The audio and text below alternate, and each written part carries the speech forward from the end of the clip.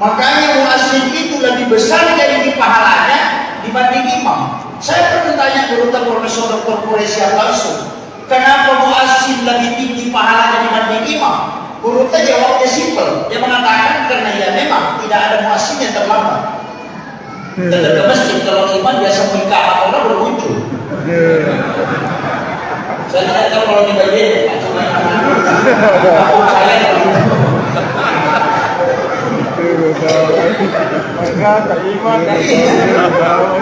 tidak ada muazzin itu terlambat. Tidak ada muazzin sudah biasa orang berdagang, pasti dia menunggu waktu.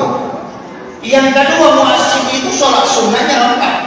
Kemudian yang ketiga, muazzin itu ya dia yang memanggil orang. Kalau imam hanya memimpin orang yang datang. Makanya dia mengatakan pahalanya lebih besar. Tapi jangan muazzin semua Pak, tidak ada imam, itu masalah. Cuma pakai ini tawadhu sekali ya. Ngaku bodoh tapi baca ayatnya canggih. Emang begitu orang alim ya. Barakallahu fikum. Sebenarnya waktu ini adalah waktu tidur. Yang kedua waktu makan. Dua orang yang paling susah dicapai itu orang ngantuk dan orang lapar. Dan hari ini berkumpul dua-duanya. Karena kita memang disunahkan mengistirahatkan tubuh itu sesudah sholat duhur. Karena ada larangan tidur sesudah asar sampai isya. Karena di situ tidur penyakit yang disebut dengan rihil ahmar, angin merah yang menyebabkan orang kena stroke, termasuk saraf kejepit dan juga kanker serta mimisan.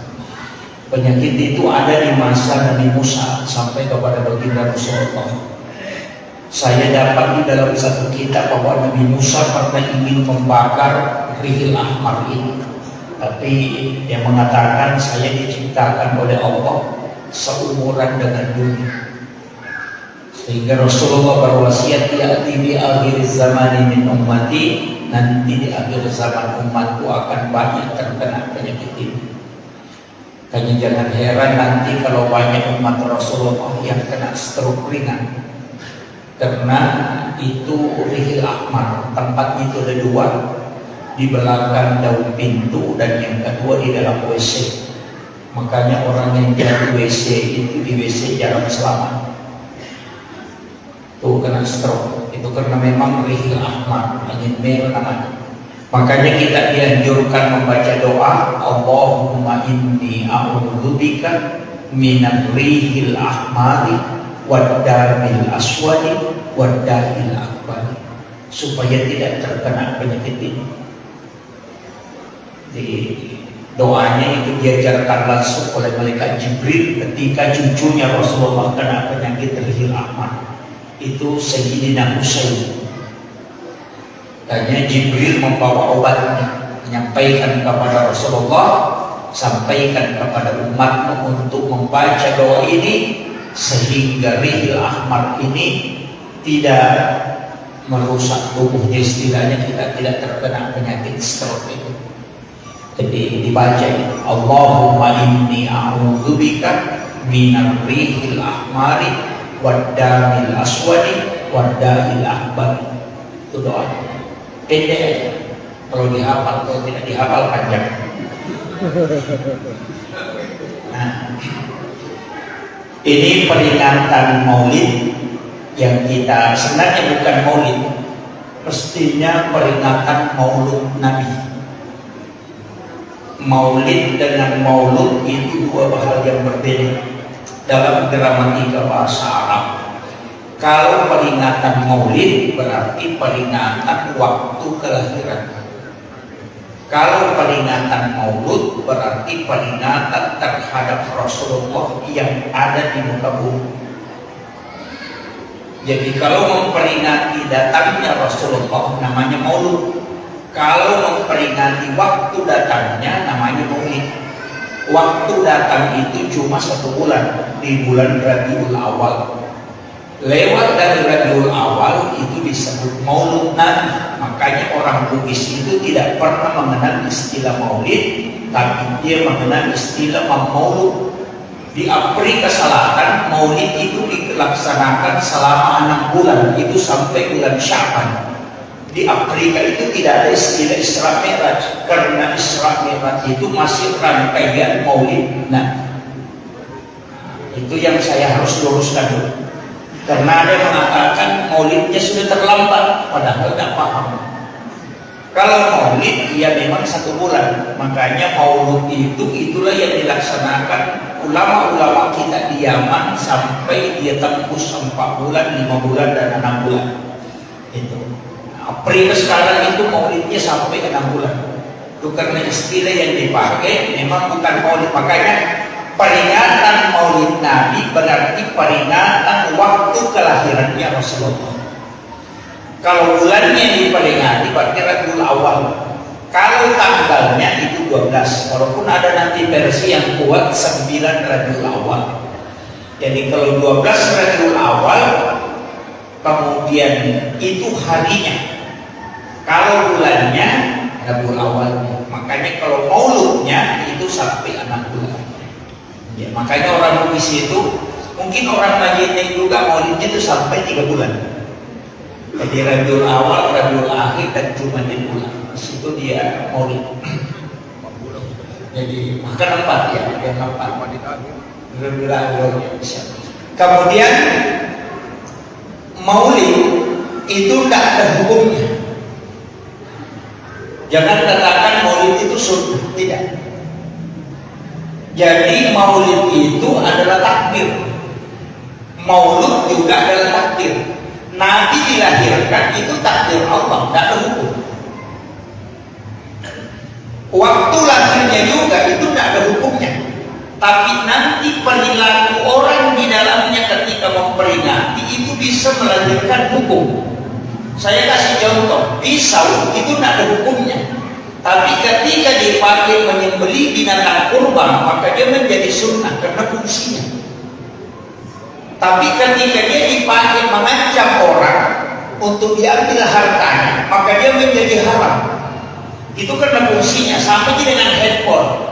Kalau ada HP, kita pakai mendengarkan ceramah atau kita pakai mengaji, maka dia menjadi sunnah. Tapi ketika kita gunakan untuk menipu orang, tasawis, maka dia menjadi haram.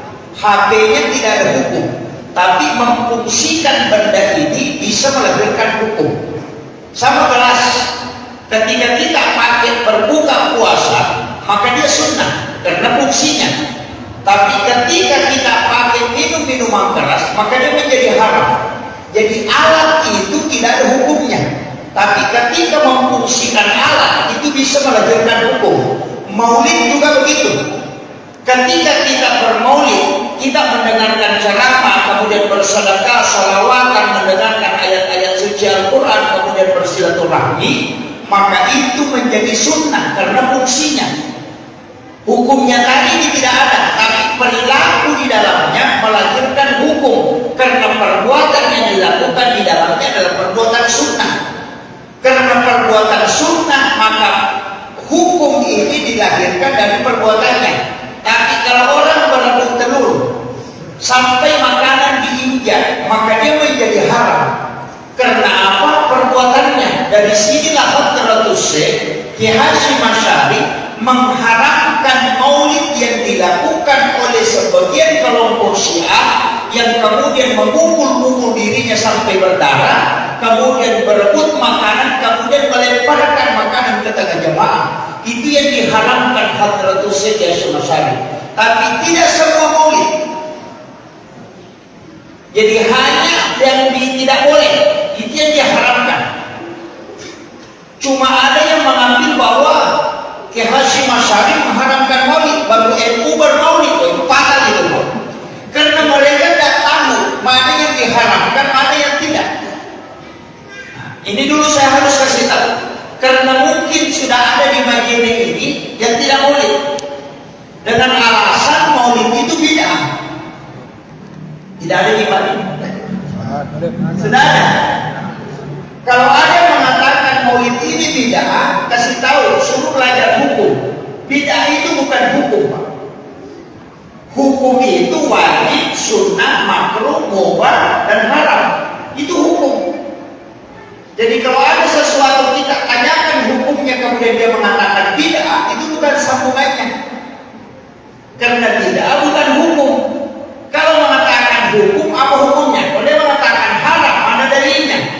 Kalau dia mengatakan makruh, berarti kebalikan sunnah. Karena makruh itu kebalikan sunnah. Bapak masuk ke masjid mendahulukan kaki kiri, itu makruh. Karena yang sunnah mendahulukan kaki kanan. Kalau bapak mau tidur tidak berwudu, itu makruh. Karena sunnahnya berwudu sebelum tidur.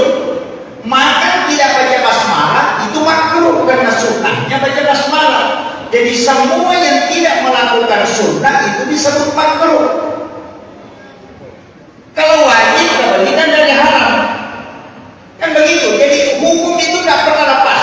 Makanya Imam Syafi'i, Imam Malik, Abu Hanifah dan Ahmad bin Hanbal itu tidak pernah berdebat saling menyalahkan dan mengkafirkan karena dia pakai takaran agama dalam hukum, bukan bid'ah. Kenapa kalau hukum? Kalau dikatakan makruh cuma rugi. Kalau dikatakan bid'ah ujungnya pasti neraka. Kan begitu. Jadi kalau orang bilang bid'ah, kullu bid'atin dalalah wa kullu dalalatin finnar, kan begitu. Kullu muhdatsatun bid'ah. Setiap segala sesuatu yang baru mengada-ngada itu adalah kesesatan, dan siapa yang sesat pasti masuk neraka. Makanya kalau dia mengatakan bid'ah, pasti ujungnya neraka. Begitu. Tapi kalau dia mengatakan makruh, itu bukan neraka, cuma rugi karena tidak mendapatkan pahala. Begitu. Jadi ini yang harus saya luruskan dulu. Kan banyak pencerah itu pakai bid'ah. Dari dulu ulama kita itu tidak pakai istilah bid'ah. Padahal hadis kullu muhdatsatun bid'ah dia hafal betul. Karena bid'ah itu dipakai dalam penambahan ibadah mutlak. Kalau membuat syariat tanwihan itu disebut bid'ah. Sholat maghrib disyariatkan 3 rakaat. Kalau kau kerjakan 4 rakaat, itu dia bid'ah. Zakat diwajibkan 2,5%. Kalau kau kasih cukup 10%, ya itu yang bid'ah. Karena dia masuk pada ibadah pokok. Kalau ibadah sunnah ada namanya inti pokok ajaran, ada cabang pokok. Kalau inti pokok ajaran, misalnya pakaian, apa inti pokok ajarannya? Menutup aurat dan hiasan, itu inti pokoknya. Sedangkan cabangnya bagaimana model pakaian. Jangan katakan nanti pakai jubah baru sunnah, itu keliru Pak. Pakai batik yang penting menutup aurat itu sudah sunnah. Karena inti pokok ajaran pakaian adalah menutup aurat. Begitu. Ada kan sekarang harus pakai jubah, harus pakai imamah, baru dikatakan sunnah. Oh tidak. Yang sunnah itu menutup aurat. Kalau pakai celana levi's itu sudah sunnah, yang penting tertutup auratnya. Kalau di Jepang pakai kimono, kalau di Eropa pakai jas, itu semua sudah sunnah karena pakaiannya. Kecuali nanti dipakai mengikuti pakaian Rasulullah, itu sudah lain. Nabi menggunakan pakaian jubah, pakai imamah, itu sudah sunnah, pakaiannya mengikuti. Tapi jangan katakan yang tidak pakai imamah bukan sunnah. Oh tidak, karena perintah pakaian hanya menutup aurat dan hiasan. Sama dengan orang yang puasa Senin Kamis. Jangan katakan orang yang tidak puasa Senin itu tidak ikut sunnah. Oh jangan. Ini yang cuma tidak melaksanakan sunnah puasanya, bukan tidak ikut. Boleh jadi orang itu dia mengatakan ini puasa Senin bagus, cuma dia tidak mampu lakukan. Karena ada orang itu disuruh puasa malas, dia bilang Senin Kamis. Tapi mungkin dia punya kelebihan, rajin sedekah. Ada orang begitu Pak, disuruh puasa malas, tapi kalau sedekah nomor 1 dia. Ada juga orang disuruh sedekah tidak pernah, tapi kalau sholat sunnah rajin. Masing-masing orang punya jalan untuk menempuh jalan. Kunci dari Rasulullah kita ambil satu saja, yassir wala tu'assir, itu saja. Mudahkan dan jangan persulit. Ini sudah aman negara. Polisi tidak ada pekerjaannya lagi, TNI apalagi asal tidak ada. Semua orang tidur, Yassir wala tu'assir, mudahkan jangan persulit. Kenapa? Coba Rasulullah. Kenapa 3 malam berturut-turut dia sholat tarawih? Malam keempat tidak datang. Padahal sahabat sudah menunggu. Sudah full masjid dan malam pertama tarawih datang Nabi. Malam kedua datang, malam ketiga Rasulullah datang, malam keempat tidak datang. Sahabat sudah menunggu di masjid, tapi Nabi tidak datang. Dan Nabi tahu sahabatnya menunggu, tapi Nabi tidak keluar. Di dalam rumahnya dia tinggal.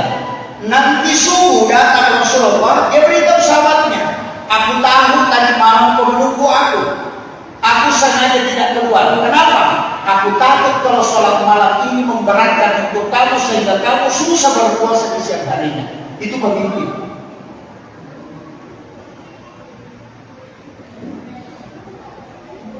Padahal ibadah sunnah sholat tarawih itu kan bagus. Bagus sekali pahalanya mulai kalau Ramadan. Tapi kenapa Nabi tidak datang setiap malam? Karena dia tidak ingin kalau memberatkan umatnya. Siwak, Nabi setiap waktu sholat dia bersiwak. Karena siwak itu menghindarkan uban. Orang yang rajin bersiwak itu tidak ubanan. Yang kedua itu menguatkan ingatan. Yang ketiga itu memperlancar ucapan. Itu siwak, ada hikmahnya itu. Siwak.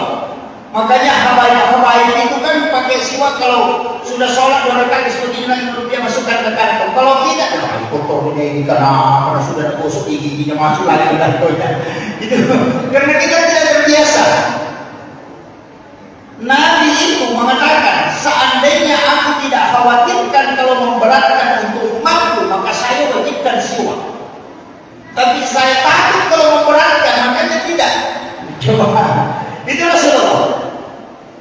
Jadi pemimpin yang hebat itu adalah yang mampu merasakan masyarakatnya sampai di bawah. Apakah masyarakatku bisa melakukan ini atau tidak? Nah, itu yang makanya pakai itu. Yassir wala tu'assir, mudahkan jangan persulit. Imam dinasihati, imam jangan terlalu banyak baca kalau kau jadi imam. Ya sudah. Jika jadi imam pendekkan bacaan. Kalau sholat sendiri silakan panjangkan. Karena tidak ada orang yang terbebani. Karena yang datang sholat itu Pak, orang banyak masalahnya. Ada yang mau kentut, ada yang mau buang yang kecil, ada yang mau gerah, ada yang punya utang, ada banyak urusannya. Ada orang singgah, ada pejabat yang harus saja dilaksanakan.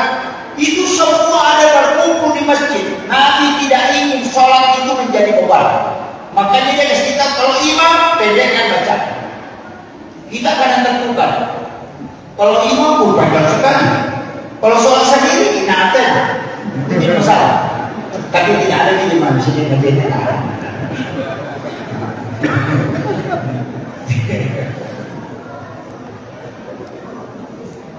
Dalam satu kisah Nabi itu Pak, karena pernah seseorang perempuan itu bertanya kepada Rasulullah bahwa apa yang saya harus lakukan? Saya sementara sholat, kemudian anakku menangis. Dia bawa anak kecil ke masjid. Anakku menangis. Apakah saya tinggalkan sholatku untuk mengambil anakku, atau saya biarkan dia menangis kemudian saya selesaikan sholat? Apa kata Nabi? Siapa imamnya? Langsung imam ditanya.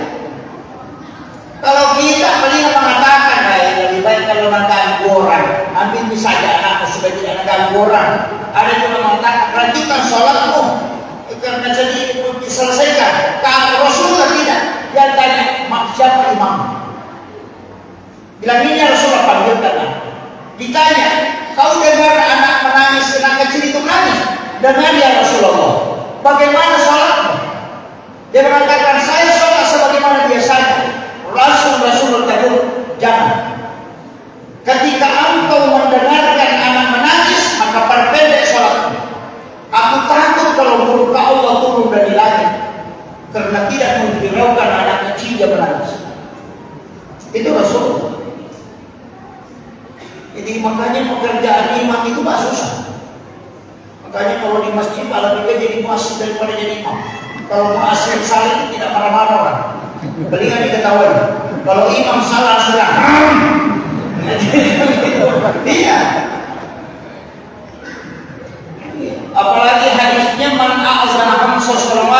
cuma mata pada halal jannah. Siapa yang azan 5 tahun tidak ada yang menggantikan, kemudian dia meninggal, maka dia masuk surga kata Nabi. Dan muazzin itu sampai di mana didengarkan suaranya, baik rerumputan yang kering sampai yang basah, itu beristighfar di hadapan Allah, memohonkan ampun orang yang azan itu. Itu hebatnya muazzin, Pak. Makanya muazzin itu lebih besar jadi pahalanya dibanding imam. Saya pernah tanya guru Profesor Dr. Quraisyah langsung, kenapa muazzin lebih tinggi pahalanya dibanding imam? Guru jawabnya simpel, dia mengatakan karena ya memang tidak ada muazzin yang terlambat. Datang ke masjid, kalau imam biasa menikah orang bermuncul. Saya tidak tahu kalau di Bali, cuma saya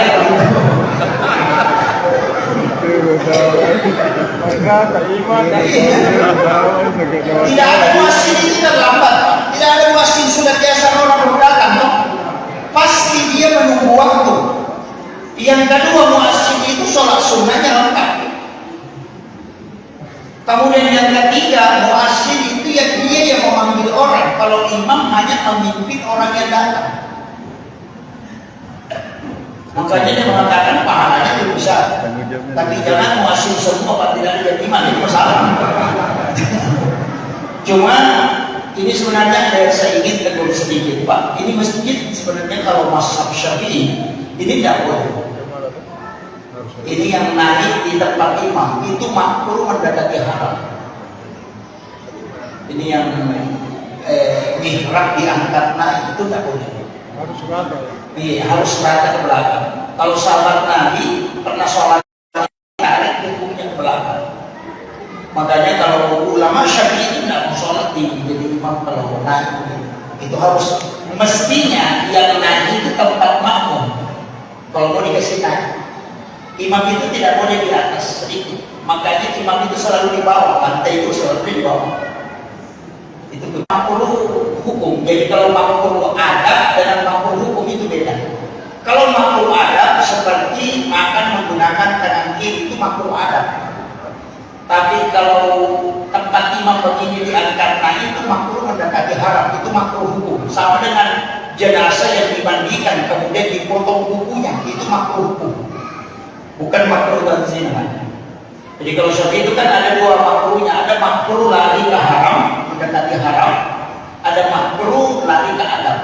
Itu kalau kita buka kitab Syafi'i kan begitu.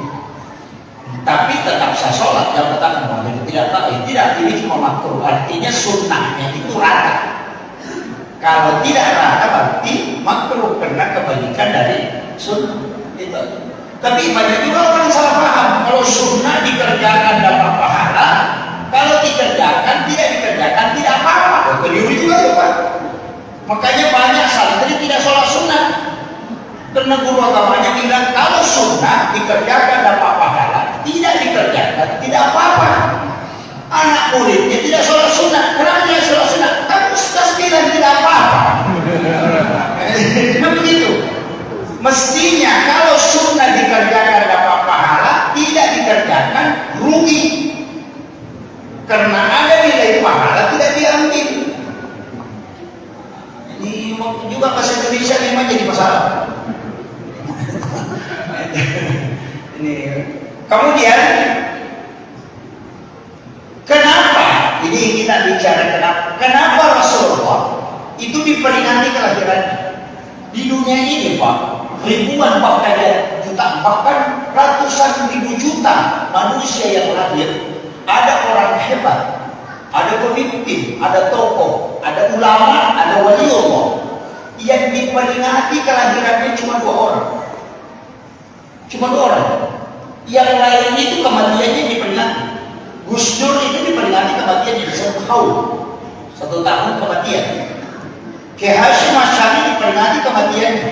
Tapi Rasulullah itu bukan, justru tidak diperingati kematiannya. Yang diperingati itu kelahirannya. Hanya 2 orang. Yang pertama Nabi Isa disebut dengan Natal. Yang kedua Nabi Muhammad disebut dengan Maulid.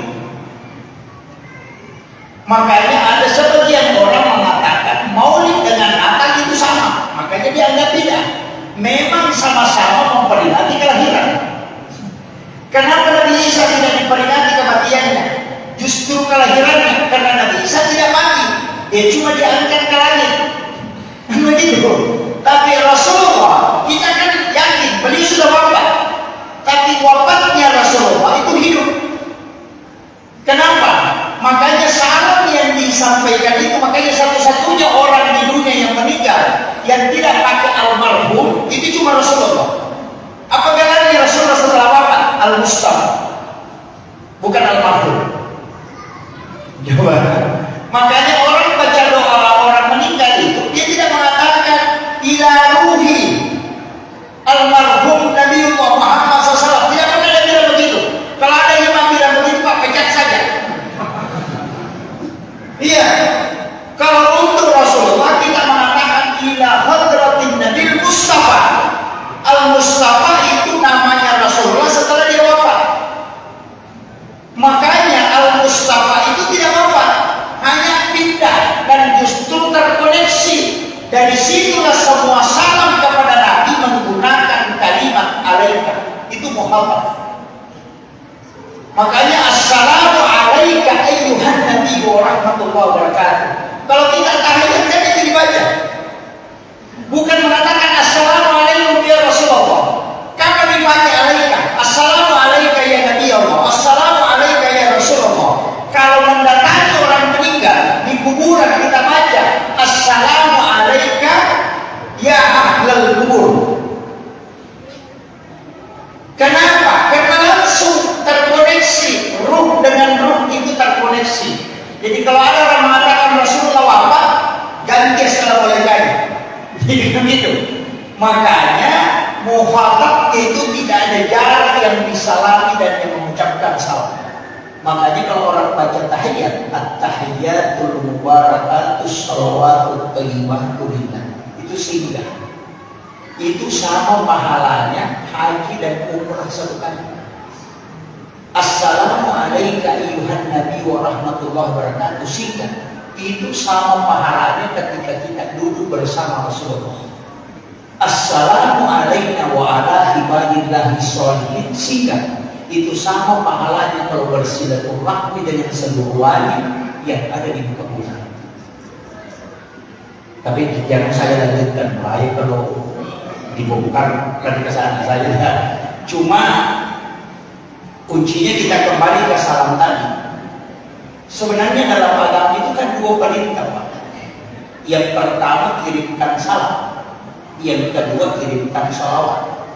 Kita kekurangan, sering melakukan cuma satu, cuma mengirim sholawat, jangan mengirim salam.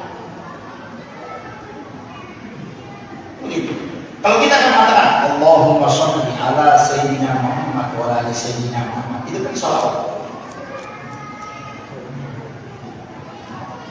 Pada perintah pertama kirimkan salam dan sholawat. Berapa kali kita kirim salam ke Nabi?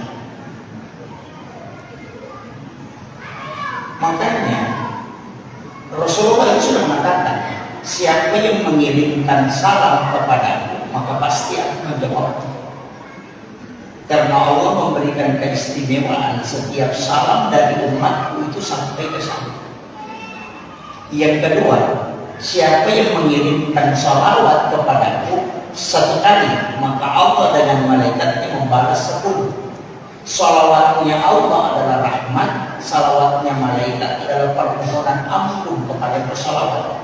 Sedangkan Nabi ada malaikat yang diutus oleh Allah, yang mengantarkan ke aku dan menyampaikan laporannya itu. Dia menyebut namanya yang bersalawat sekaligus nama bapaknya.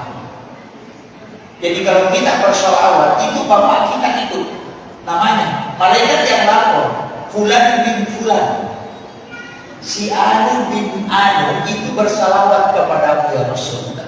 Salawat kepada Allah, kepada Rasulullah yang dikirim ke Allah, itulah yang menjadi rahmat. Sedangkan salawat yang dikirim ke baginda Rasulullah, itulah yang menjadi syafaat. Maka satu-satunya ibadah yang punya dua jalur ibadah, jalur pahala itu cuma salawat. Kalau bapak sholat, ini cuma cuma ke Allah. Kalau bapak zikir cuma ke Allah, itu tidak dilaporkan lagi. Tapi kalau salawat selain naik ke Allah kemudian dibalas satu itu dilapor juga ke Rasulullah. Makanya dari dulu ulama mengatakan satu-satunya ibadah yang kalau kau sudah lakukan sebenarnya itu sudah cukup, itu salawat. Karena jalurnya dua, makanya ada satu jalur syafaat, ada jalur rahmat. Nah orang masuk surga kan itu kuncinya Pak. Kan itu kuncinya. Orang kan selalu kita pikirkan surga neraka. Itu orang yang pikirkan surga neraka itu orang stres Pak. Sama dengan orang yang dipanggil selalu pikirkan apa hadiahnya. Kalau dipanggil sama Pak Bupati mau dikasih hadiah ini atau mau dimarahin, itu terus itu orang stres itu. Kalau ibadah dua kuncinya antara syafaat dengan rahmat. Makanya semua ibadah itu di nabi-nabi terdahulu itu tidak ada otoritas.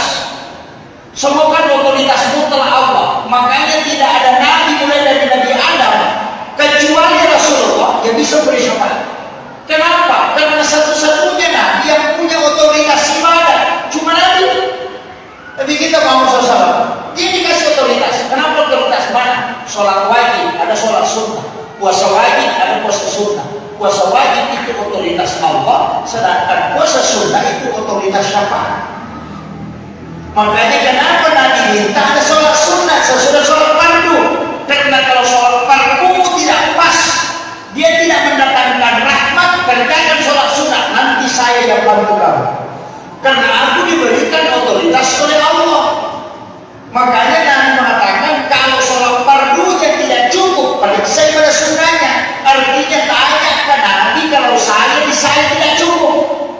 Begitu.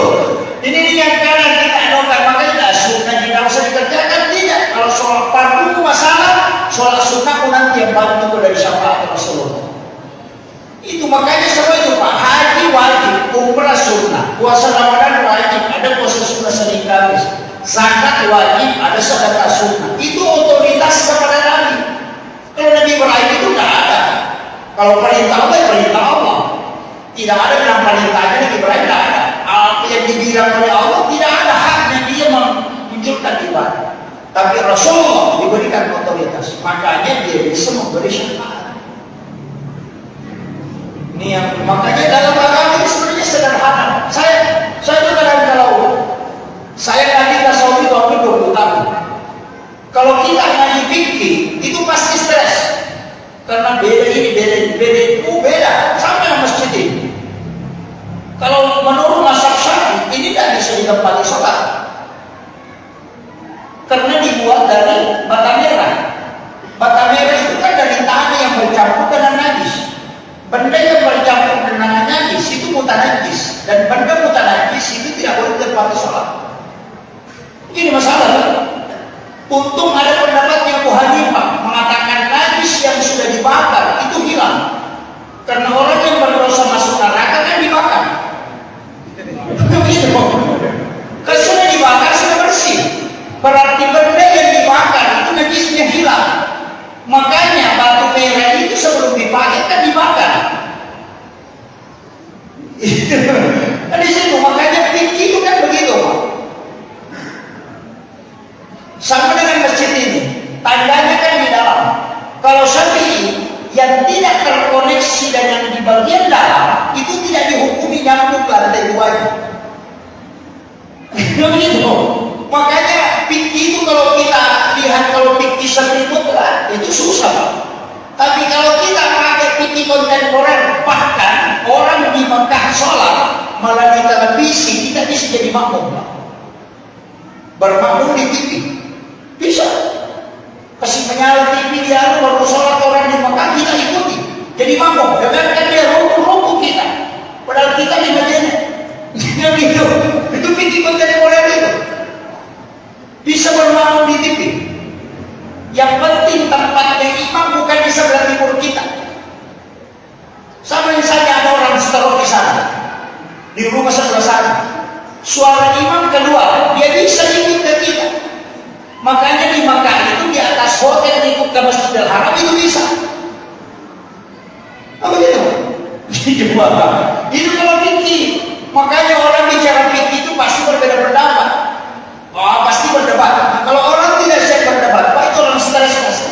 Makanya kita yang ngaji di pondok, ngaji di ulama itu tak pernah stres kalau berbeda pendapat. Kenapa? Karena memang bisa tahu yang penting kaidahnya mana. Sama semua. Kalau ada pemain judi bersedekah, bagaimana? Sama-sama.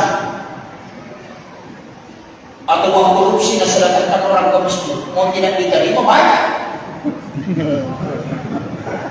Masjid tidak jadi.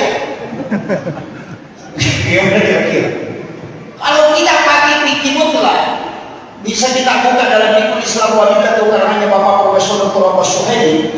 Itu Syafi'i, Maliki, Hanafi, Ahmad bin Hanbal, semua uang yang sumbernya haram, maka dia tandanya haram semua.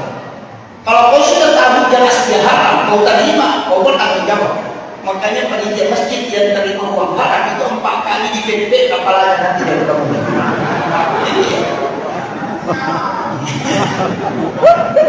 Karena dia hukum bisa kompol, Pak. Karena dia sudah tahu keharaman, dia tidak tolak. Yang kedua, dia kotori tempat suci.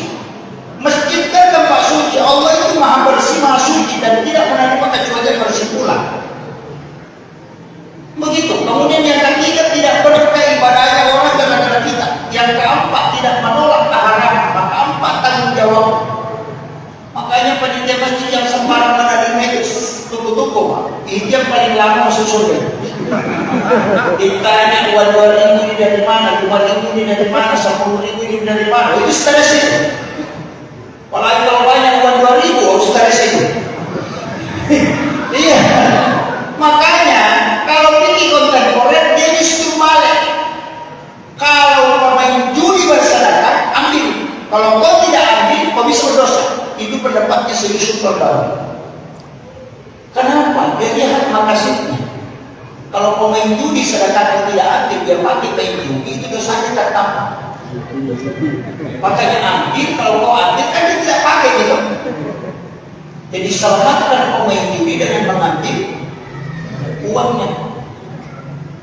Sama dengan dua orang jual minuman keras. Perda misalnya pemerintah di situ tidak mengharamkan miras, tapi ketika miras masyarakat, orang kaya bisa membeli miras itu. Dia beli semua, kemudian dia tumpahkan. Membeli yang haram hanya untuk menyelamatkan orang lain. Karena dia melakukan seperti itu. Dia perlu itu. Dia bilang kalau saya beli dimakan pemain judi, mantap. Tapi jangan dicampur dengan uang masjid, dipisah. Bikinkan kotak baru jadi sumbangannya pemain judi. Kira-kira begitu. Kapan dipakai? Kuncinya kalau mau pakai, kalau bangun WC pakai di situ, bangun selokan pakai di situ, bangun pagar pakai di situ, bangun menara pakai di situ, jangan masukkan ke dalam masjid. Karena dia cuma pelengkap di luar. Itu kalau saya sumbangkan, kalau bangun saya atas di situ dipakai. Itu kan adanya. Cuma kalau kita buka binti-binti yang belakangan, dan saya suka tadi sudah meninggal, saya ini ada dalam kompilasi hukum terbaru itu. Dia mengatakan seperti Imam Al-Jazuli itu kan fikih lama sebenarnya. Imam Jazuli itu mengatakan kalau mau aman, bikin saja kotak aman, simpan di depan masjid atau barcode. Sekarang kan sudah ada barcode, simpan saja di situ kotak aman besar. Jangan terima semua langsung. Suruh saja orang kalau menjumpa masukkan ke situ kotak aman atau transfer ke bank. Jadi panitia masjid tinggal buka setiap bulan, ambil, hitung, pokoknya pakai di mana saja. Nanti kalau dia kemudian ditanya sama malaikat, kasih tahu saya tidak tahu, cuma ambil di celengan selesai. Panitia masjid selamat. Kan itu kuncinya. Pikirnya begitu, Pak. Makanya ulama kita mengatakan fikih itu mencari jalan keluar. Kalau tidak menemukan jalan keluar, kita keluar jalan. Tapi bukan menyalahkan agama, artinya sampai dengan sekarang, Pak. Dulu kan orang haramkan bank, itu sampai Indonesia, Mesir itu mengharamkan bank. Tapi tahun 97-98 2007 justru bank dihalalkan. Itu makanya bank konvensional itu bank apapun namanya itu sudah halal. Kalau di Mesir Darul Ifta, karena dia tidak mengatakan simpan pinjam, tapi dia mengatakan titip modal. Akadnya bukan simpan pinjam, tapi akadnya titip modal. Jadi uang yang tidak masukkan di bank itu dikelola oleh bank, dia pinjamkan lagi ke orang, makanya namanya titip modal, bukan simpan pinjam. Kalau ada penambahannya karena memang uang kita dipakai. Seandainya uang itu tidak dipakai, tinggal saja di bank, nah ada penambahannya itu baru riba. Itu alasannya. Yang kedua, kalau bank riba, tidak ada jamaah haji yang sah hajinya karena uangnya di store di bank. Masalah itu, Pak. Cuma ini yang kita makanya saya itu kadang kalau baca-baca fikih itu kadang juga dari sini juga ulama macam-macam. Tapi masuk akalnya apa? Makanya Darul Ifta itu perkumpulan 400 lebih ulama fikih itu profesor ada di situ yang hafal semua kaidah itu menghalalkan. Indonesia ini tidak dihalalkan, masih tetap halal. Makanya di Darul Ifta itu kita buka penjelasan Darul Ifta itu hasil pertemuan Ba'sul Masail ulama Mesir itu sudah menghalalkan sejak tahun 2007. Kita masih haram. Jadi bank itu haram, tapi jamaah haji store-nya di bank. Insya Allah Bapak yang naik umrah dan naik haji itu hajinya dan umrahnya tidak sah kalau mengatakan bank itu haram. Termasuk Pak Polisi, Pak gajinya dari Bapak. Oh iya, bukan uang haram. Jadi memang ya kita kalau ngaji fikih begitu Pak. Makanya kalau kita naik satu tingkat akidah itu penting juga. Kan 3 pokok dalam agama ini Pak. Yang pertama fikih, paham. Yang kedua akidah, tauhid. Yang ketiga akhlak, itu tasawuf. 3 hal ini tidak boleh lepas. Bapak Ibu kalau mau khusyuk sholat, nanti di tasawuf, jangan ngaji fikih. Karena fikih itu tata caranya. Kalau akhlak, akidah, tauhid itu maknanya. Makanya orang fikih itu belajar cari pahala. Jadi ibadahnya orang fikih itu cari pahala. Ibadahnya orang tarekat itu cari jalan. Ibadahnya orang hakikat itu cari makna. Ibadahnya sufi, ibadahnya orang yang fana, ibadahnya orang yang ma'rifat itu mencari jati diri. Makanya ujungnya itu man arafa nafsahu faqad arafa rabbah. Itu kunci. Kalau orang cari pahala, itu masih syariat itu. Saya kerjakan ini berapa pahalanya? Itu orang syariat. Tapi kalau orang tarekat, bagaimana saya bisa tempuh jalan untuk dekat dengan Allah? Mungkin sedikit bukan sholat, mungkin sedekah, mungkin kesabaran, mungkin diri, mungkin puasa, banyak. Itu orang tarekat cari jalan itu. Mana jalan pintas Pak itu? Cari mana yang paling susah kita lakukan. Makanya ada sahabat datang, ya Rasulullah, itu amal ya Rasulullah. Mana amal yang paling bagus? Nabi kasih tahu sholat pada waktunya. Datang lagi yang satu, amal yang paling bagus. Nabi mengatakan datang ke dalam, jangan marah. Pertanyaannya sama pun jawabannya beda. Datang lagi yang satu, amal yang paling bagus. Nabi mengatakan perbaiki akhlak kepada keluarga. Datang lagi yang satu, amal yang paling bagus ya Rasulullah. Nabi mengatakan perbaiki cara melayani kamu. Kenapa berbeda-beda? Karena ternyata yang datang pertama itu adalah orang yang suka menunda-nunda sholat. Paling banyak sholat tepat waktu. Makanya dikasih tahu, ibadah yang paling bagus sholat pada waktunya. Datang lagi yang satu, ibadah yang paling bagus. Nabi mengatakan, jangan marah karena orang itu emosian, tidak bisa mengontrol emosi. Makanya kalau kita ditanya amal apa yang paling bagus, jangan katakan sholat pada waktunya, karena imam pasti sholat pada waktunya. Karena tugasnya. Tapi coba kasih tahu kalau pejabat. Kan begitu. Maka sebenarnya kalau ditanya amal apa yang paling bagus, mana yang paling susah kau lakukan itu yang terbaik. Cari kekurangan. Oh, saya paling gigil sedekah, itu paling bagus. Ragu saya. Begitu. Makanya jangan mengatakan amalan paling bagus ini karena itu yang gampang dilakukan. Oh tidak, masing-masing orang diberikan kelebihan Allah. Makanya kunci agama begitu Pak. Itu kalau kita ngaji fikih mau khusyuk sholat fikih Pak, tidak bisa. Makanya gerakannya Allah, tidak bisa. Iya, bagaimana caranya? Karena di sini adalah hidayah. Sama ini kalau orang sakit jantung, jangan tanya sama dokter sakit kepala itu, tidak bisa tanya. Kalau hati Anda bermasalah, jangan ke tukang las, tambah dosa itu. Kalau kalbu tidak bisa khusyuk, lari kata mereka, tanyakan bagaimana berzikir yang bisa terkoneksi. Tapi kalau mau tahu sah tidaknya sholat, ya hafal hukumnya. Makanya bacaan dalam sholat yang wajib itu kan cuma 5. Allahu Akbar, Fatihah, syahadat, salawat, dan salam ke kanan. Itu aja yang wajib. Begitu.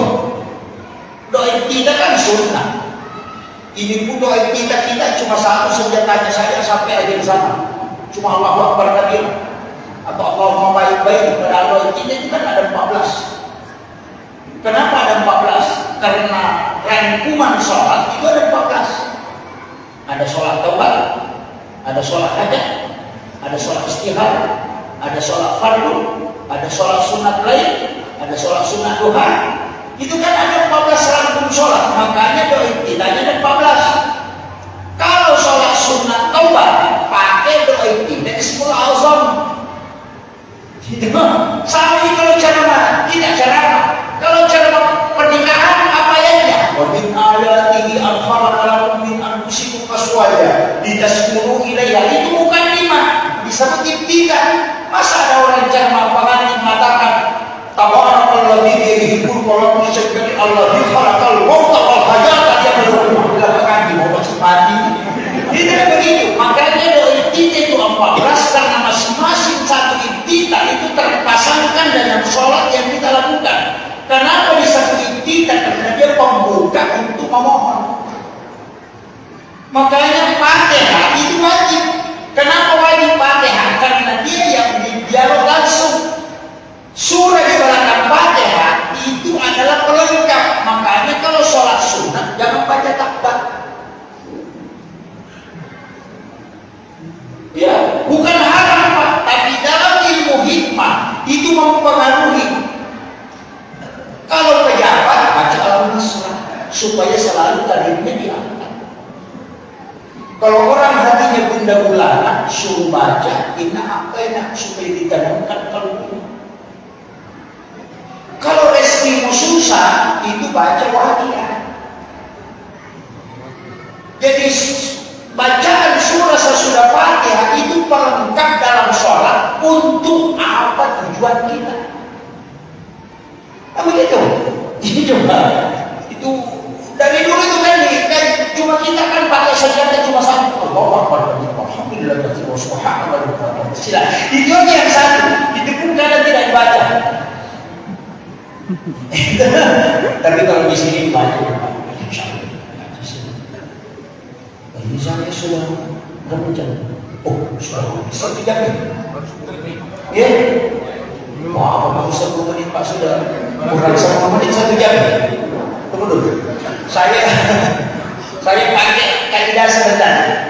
Itu makanya Rasulullah, saya kembali. Rasulullah itu diperingati kelahirannya karena kita yakin dia tidak pernah mati. Itu makanya. Makanya Rasulullah mengatakan, siapa yang mengirim salawat kepada aku, mengirimkan salam kepada aku, maka pasti aku akan menjawabnya. Makanya Bapak sebelum baca sholawat itu kirimkan salam.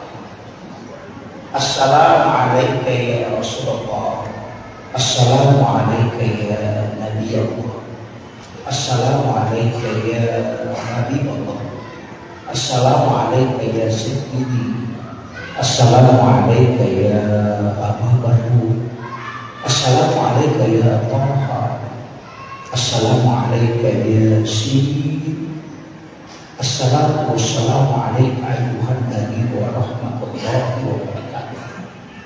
Rasulullah mengatakan, siapa yang mengirim salam kepadaku, maka pasti aku menjawab. Makanya Bapak Ibu kalau mau terkoneksi dengan Nabi, kirimkan salam. Kalau mau dapat syafaatnya dan didoakan para malaikat dan diberikan rahmat, kirimkan sholawat. Orang yang mau mimpi ketemu Rasulullah itu banyak-banyak mengirim salam, bukan salawat.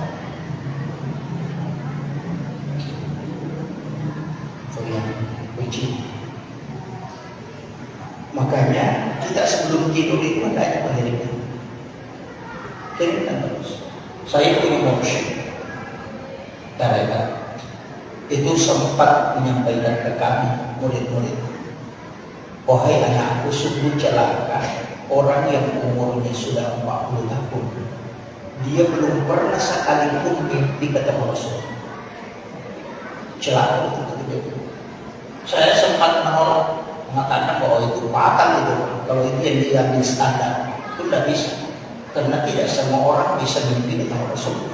Itu orang pilihan. Dia mengatakan betul. Yang kau katakan itu betul. Tapi apa yang saya katakan juga betul. Kalau orang tidak mimpi ketemu Rasulullah, jangan salahkan Nabi kalau dia tidak pernah datang. Salahkan orang itu karena dia tidak pernah memanggil Rasulullah kalau dia betul. Itu senang. Nabi itu kalau kau kirimkan salam, dia dengar langsung dan dia jawab. Kenapa kau tidak panggil Pak Bupati, Pak Camat? Kalau tidak dikasih undangan, bisa mungkin dia datang sekali. Tapi kalau kita kasih undangan ke orang, pasti kita tunggu dia datang. Undangan pertama mungkin dia tidak sempat, undangan kedua dia belum datang, undangan ketiga dia tidak datang. 40 hari, 40 malam kita meminta menjelang tidur, itu nanti akan datang. Makanya ulama kita selalu mengatakan, kalau kau memanggil Rasulullah ketika kau baring, minta ya Rasul, aku mohon kepadamu, datangmu di dalam mimpi. Aku rindu melihat wajahmu ya Rasul. Itu Nabi dengan itu. Jadi kalau Nabi tidak datang, jangan salahkan Rasulullah, karena kau yang tidak memanggilnya saat kau tidur. Itu kunci.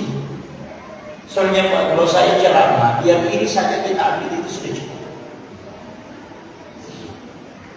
Biar tidak banyak neko-neko ceramahnya, itu kita mau. Kirimkan salam, berwudu, sempurna sebelum tidur.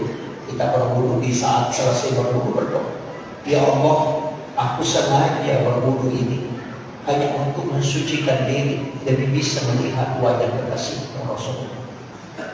Kemudian ambil pakaian yang bagus. Bagaimana kalau kita berpakaian menjemput tamu istimewa?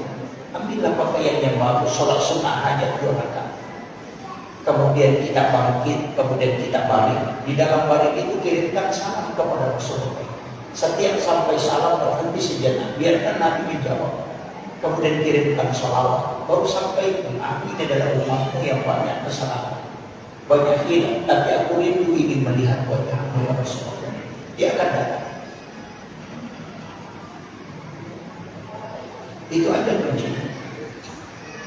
Makanya ada ulama bisa setiap malam Jumat itu mimpi kata Rasulullah. Karena memang dia minta setelah dia bermimpi kata Rasulullah, ada yang bicara dengan Nabi kemudian menyampaikan, sempatkan diri untuk melihatku ya Rasulullah walau hanya sekali dalam 1 bulan.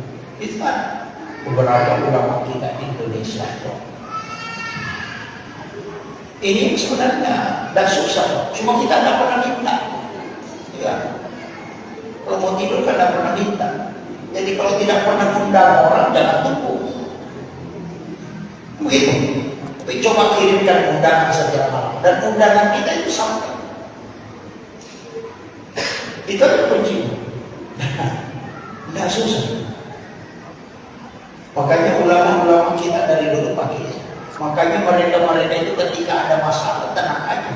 Coba kita buka kitab Jihad ini. Karena Hujatul Islam Imam Ghazali. Muridnya bertanya, kurang lebih 200 hadis dalam kitab Ihya kami buka di kitab-kitab lain, kami tidak buka. Apa kata Imam Ghazali? Saya tahu kau curiga bahwa hadis ini tidak kuat. Karena di kitab-kitab hadis kau tidak tidak temukan, tapi saya tulis hadis ini di dalam kitab Qiyadul. Apa kata Imam Ghazali? Saya tidak menulis satu hadis pun di kitab Ihya kecuali saya sudah hadapkan kepada Rasulullah, bertanya langsung, apakah betul kau mengucapkan kalimat ini? Nanti Nabi mengatakan itu keluar dari mulutku, baru saya tulis, kata Imam Ghazali. Sehingga penjelasan hadis itu sangat konek. Kenapa? Karena Nabi yang jelaskan ke dia. Itu Imam Ghazali. Itu riwayatnya 4 bulan di tempat di dalam menara. Ada tempat di situ dia duduk. Kemudian istilahnya kita bersemedi. Di situ tafakur, di situ kemudian dia bisa melakukan amalan bagi apa sehingga dia bisa bermimpi dengan Rasulullah. Dari situlah dia mulai menulis. Makanya kita ini disebut kitab tasawuf monumental, karena itu bisa dibaca kalangan siapapun dan itu bisa dipahami. Menggunakan bahasa yang ringan, tapi itu maknanya sangat dalam. Di situ banyak ilmu-ilmu. Kalau orang dai memang luar biasa. Kita Ihya itu betul kita baca. Di situ banyak ilmu, termasuk mau melahirkan keturunan yang ulama. Di situ tadi dapat, cuma gak susah.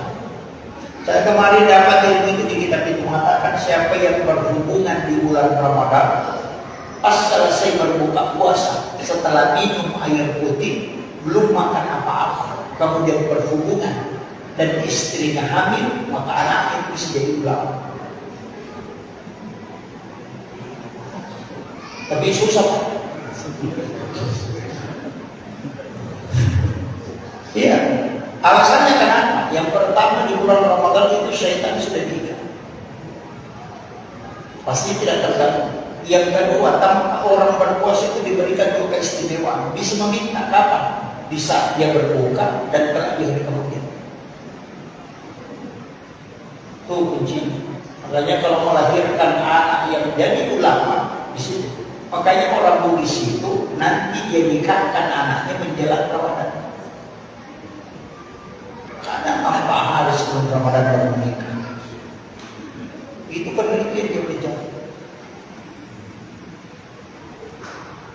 Baru setelah menikah langsung siaran kubur.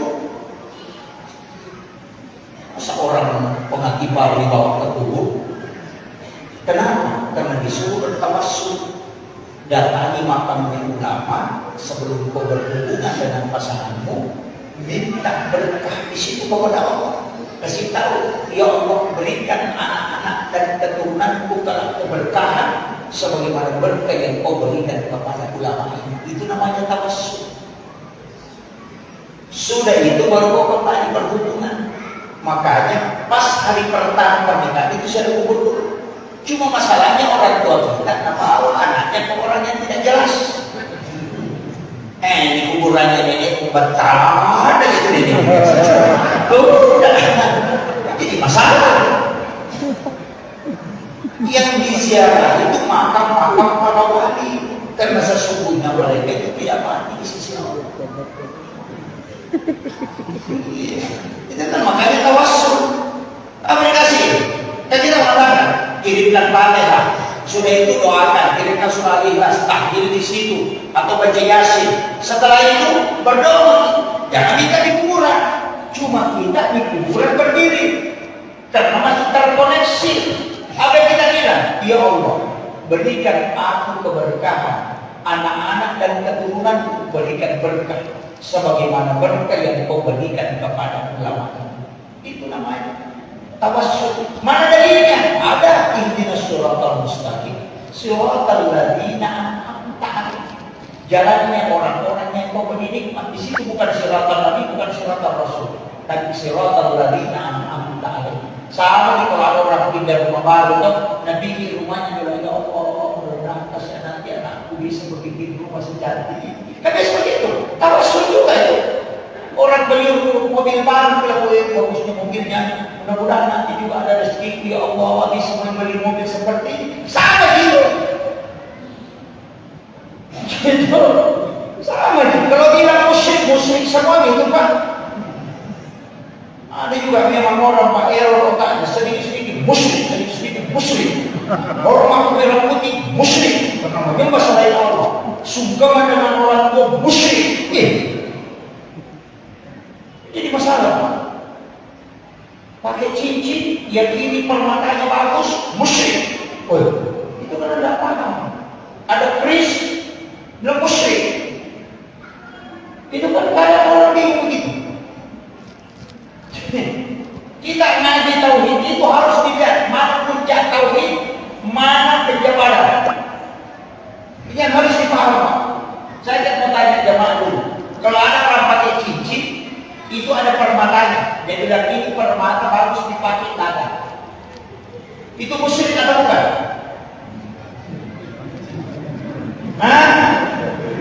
Musyrik. Karena ini mah ada manfaatnya. Bisa dipakai pelaris. Musyrik atau bukan? Musyrik. Kalau orang sakit kepala kemudian minum obat Panadol, berarti sakit kepala musyrik atau tidak?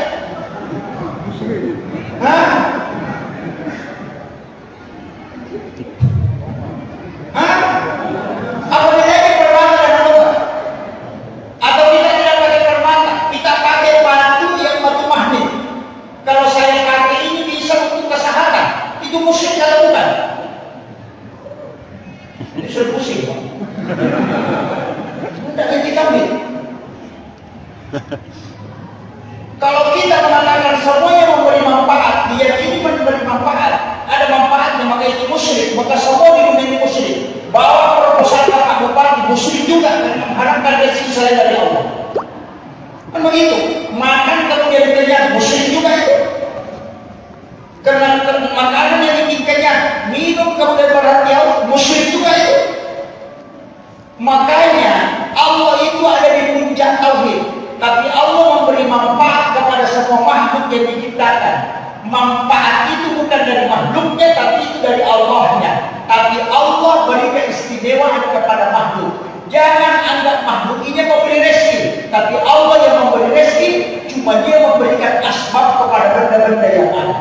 Itu yang namanya akidah. Obat itu tidak menyembuhkan, cuma dia memberi manfaat. Manfaatnya bukan dari obat, itu dari Allah. Makanya dokter praktek itu menulis mengobati segala macam penyakit, bukan menyembuhkan segala macam penyakit. Nah begitu. Kalau ada dokter tulis menyembuhkan, itu musyrik itu. Kalau dia bilang mengobati, cocok nih. Jadi kalau bapak pergi berobat bayar 100 juta tidak sembuh, jangan marah. Karena dokternya bilang mengobati. Kan sudah mengobati, sembuh urusan Allah, bukan urusan saya. Makanya penjual obat yang di pasar sering teriak-teriak, ini obat gatal, ini obat kolesterol. Kalau dimakan tidak sembuh, jangan salahkan, karena dia bilang ini obat.